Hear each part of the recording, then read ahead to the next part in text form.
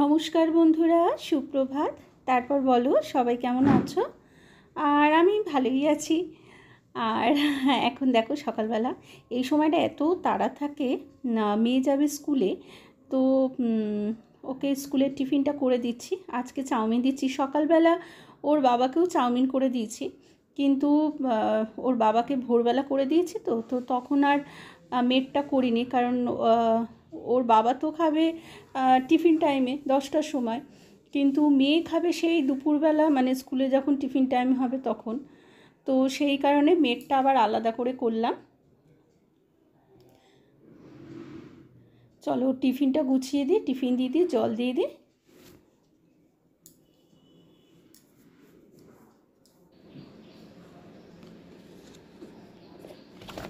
স্কুলের ব্যাগ ওর গোছানো হয়ে গেছে, মানে বইপত্র সব গোছানো হয়ে গেছে, ওই জন্য টিফিনটা দিয়ে দিলাম।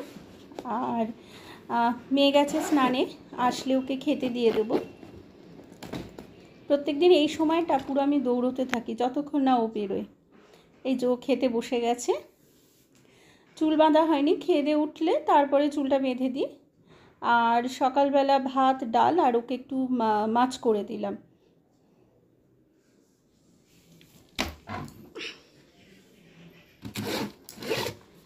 ওর এই স্কুলের জুতোটা, এই যে 2-3 দিন আগেই তো গেলাম সোদপুরে, গিয়ে কিনে আনলাম নতুন একটা ড্রেস স্কুলে আর নতুন জুতোটা কি হয়েছে জানো, এই বর্ষার মধ্যে বৃষ্টির মধ্যে জুতো পরে গেছে, আর সেই জুতো মানে বৃষ্টির জলে ভিজে ভিজে পুরো জুতোর তলার সোলটাই গেছে খুলে।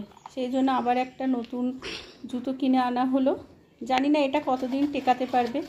ওই জুতোটা তো বেশি দিন হলো না, এই তো বছরের প্রথমেই কেনা হলো। মেয়েটা আমার ছোটো থেকেই বড্ড জুতো, মানে কি বলবো, মানে এমনভাবে পরে যে ছিঁড়ে যায়। ব্যাগে ছাতা দিয়েছি, বৃষ্টিতে ভিজবি না, ঠিক আছে? টাটা।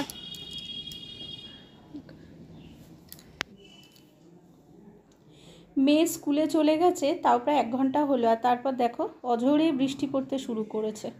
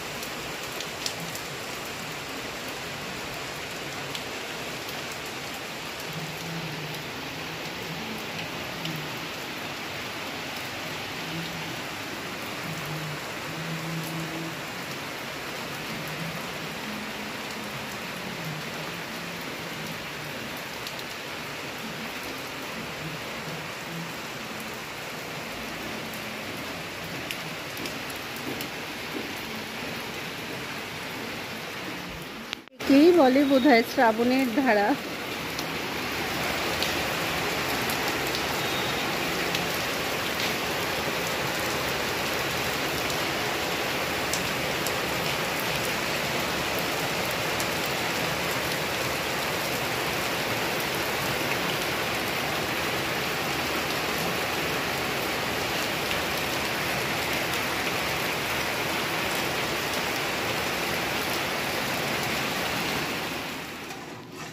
চলে এলাম আবার রান্নাঘরে।